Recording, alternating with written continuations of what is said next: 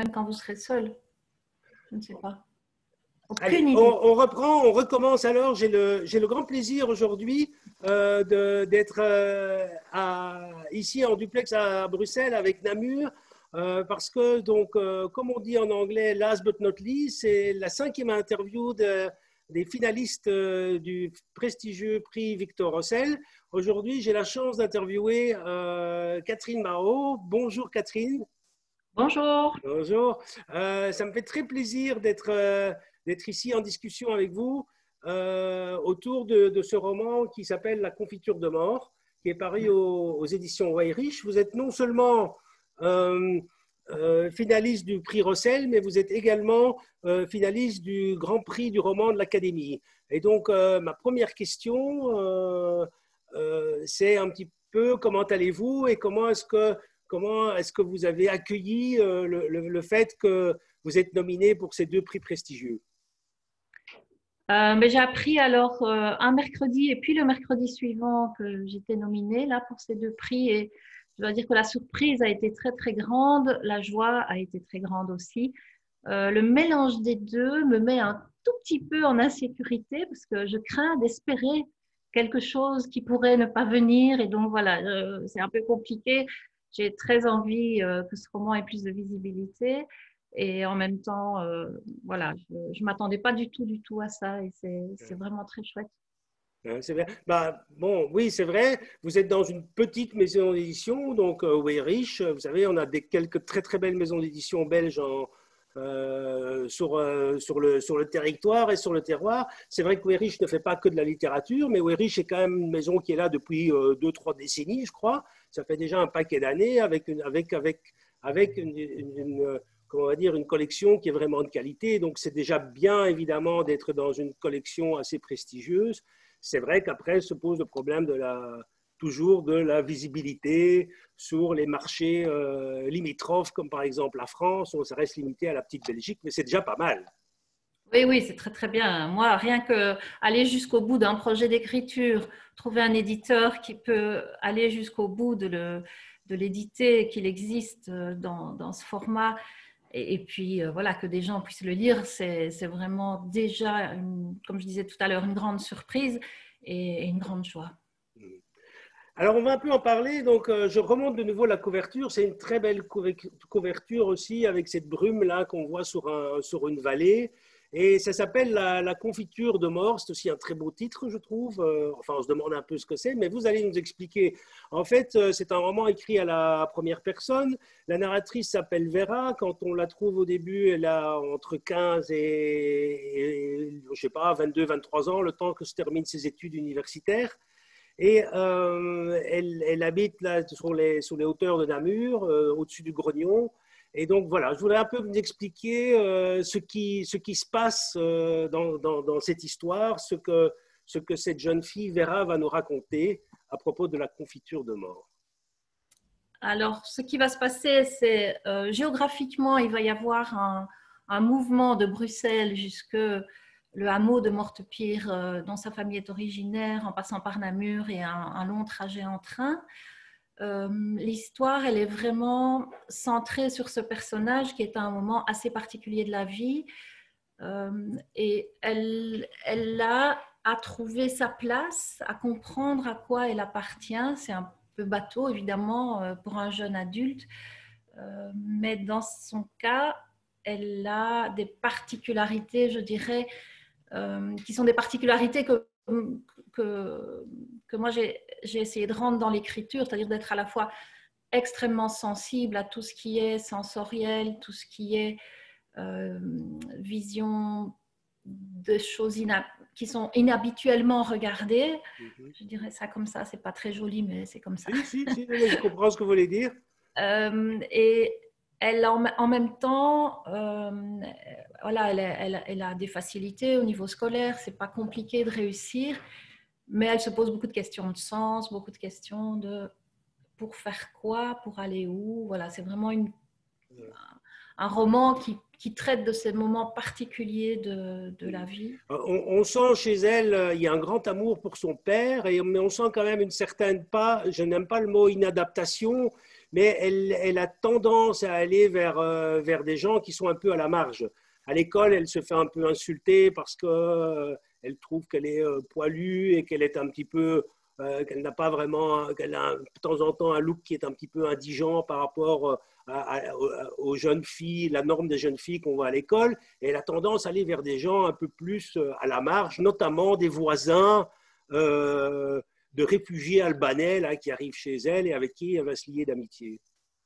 Oui, c'est ça que je disais tout à l'heure, c'est-à-dire que cette espèce de sensibilité qui la pousse à voir ce que les autres ne regardent pas, en fait, la pousse aussi à être plus facilement en contact avec des gens qui sont à la marge, que ce soit dans le cadre des activités scolaires, des personnes en difficulté sociale, ou par rapport à ce voisinage avec cette famille qui vient habiter là à côté et qui sont très différents de ce qu'elle connaît par ailleurs.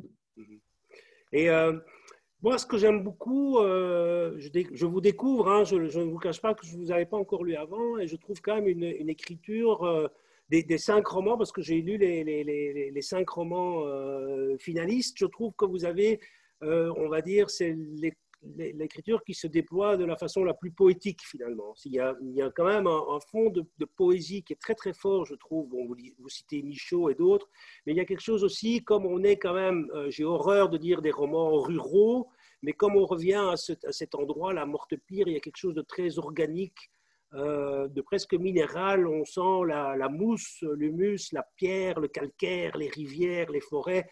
Vous vous imprégnez, vous n'oubliez pas de regarder autour de vous.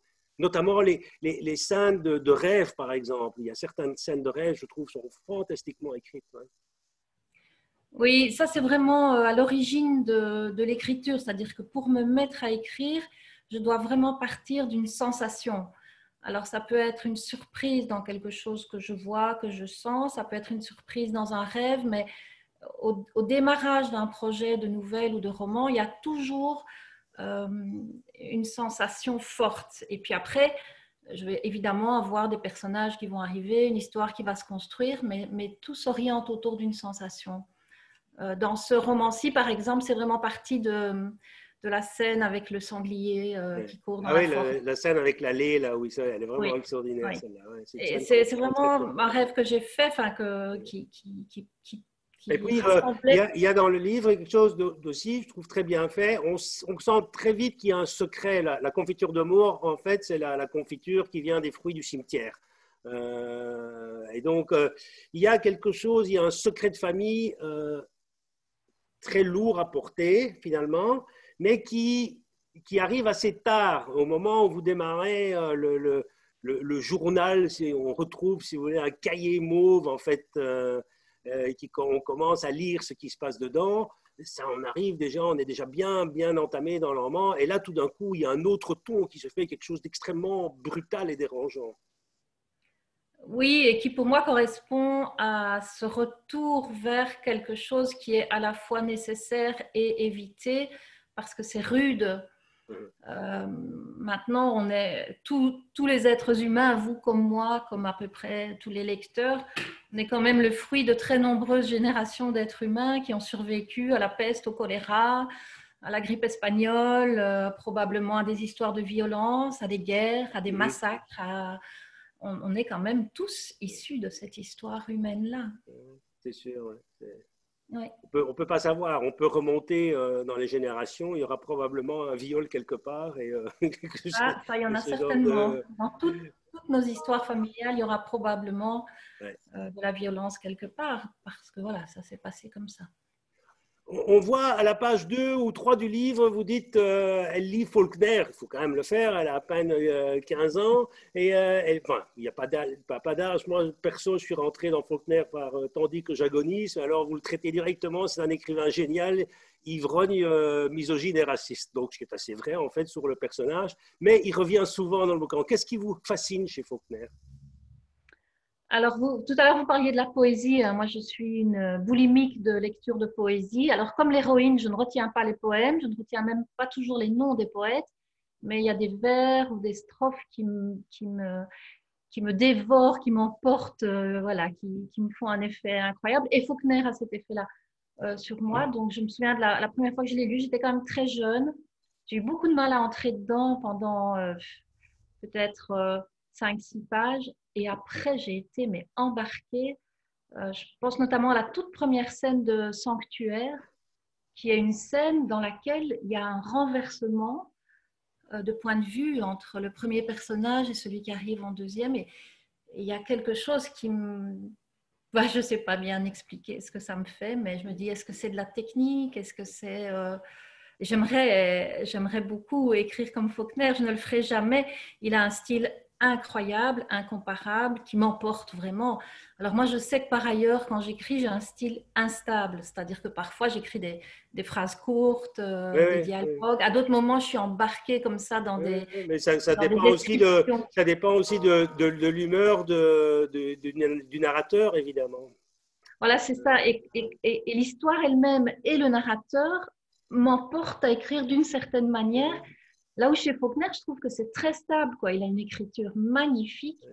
Et moi, je n'ai pas cette stabilité-là. Je Bon, me fais embarquer. Je me quand fais on lit, embarquer. quand on lit Le bruit et la fureur, les 100 premières pages, on comprend absolument pas ce qui se passe. Donc, oui, bon, bah, voilà. Oui. Bon, mais ça Mon m'a donné. préféré, c'est Absalom, Absalom. Voilà, je le cite dans le roman parce que c'est vraiment autant dit que j'agonise aussi, évidemment.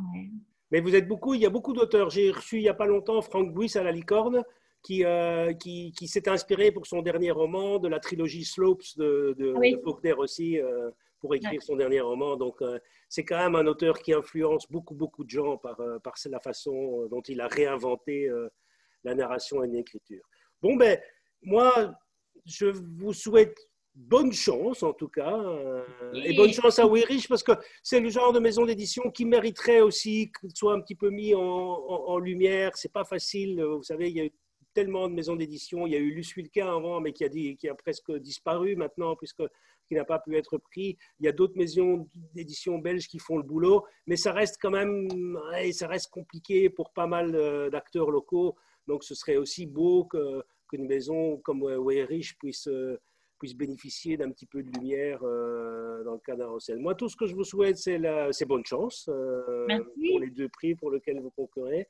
J'ai eu un immense plaisir à parler avec vous Merci. de ce livre, qui est vraiment un livre, je le montre encore une fois, qui est très très beau, très poétique. J'ai dit quelque chose de minéral qu'on ne voit pas beaucoup en littérature et qui est très bien aussi. Sans oublier évidemment la psychologie des personnages. Donc c'est un roman qui est vraiment global, je trouve, à la fois au niveau de la narration et de l'écriture. Donc très très beau travail, bravo à vous, bonne Merci. chance. Dites bonjour à nos amis de Papyrus ou Point Virgule. Je ne sais pas où vous allez à Namur, vous allez de quel côté Aux deux. Et il y a toujours un moment où le libraire devient ami. Et puis D'accord, c'est ouais, fait là. c'est vrai. Non, mais c'est vrai que là, vous avez de la chance, vous avez des librairies formidables à Namur. Ah oui, ils sont Ah oui, un chouettes. truc que je voulais vous demander, il y a un truc qui m'a Oui, bien fait rire dans le livre aussi, c'est les maudits Charles. Charles devient un prénom, c'est genre les mecs à bannir, quoi, les cutéreux, quoi. Expliquez-nous oui. ça un peu. Ah ben c'est en lien avec, c'est quelque chose qui se dit à un moment dans l'histoire, c'est-à-dire qu'il critique beaucoup Charles Quint, Charlemagne, Charles Martel, enfin voilà, toute une série de grands mâles dominants dans notre culture qui s'appelaient Charles. Donc ça devient des maudits Charles, c'est les sales types, les Charles. Oui, ouais, ouais, c'est exactement ça. Bon, voilà, ça m'a fait très plaisir. Portez-vous bien, passez de belles fêtes. Bonne chance au niveau des prix. Merci. Et à très bientôt, j'espère. Hein. À très bientôt. Si vous avez un des prix, je vous promets que je vous inviterai pour une rencontre plus personnalisée ici même à la Licorne. Merci encore. Et vous pouvez même m'inviter si je n'ai pas de prix. Bien sûr, oui, oui, oui. Là, on va devoir attendre parce que j'aimerais tant vous dire que j'ai déjà dû reporter tellement de Oui, rencontres des gens qui étaient dans le confinement oui, oui. qu'on va un petit peu se bousculer quand on va pouvoir reprendre les rencontres. Merci beaucoup, à Merci bientôt, à vous. au Au revoir. revoir. Merci.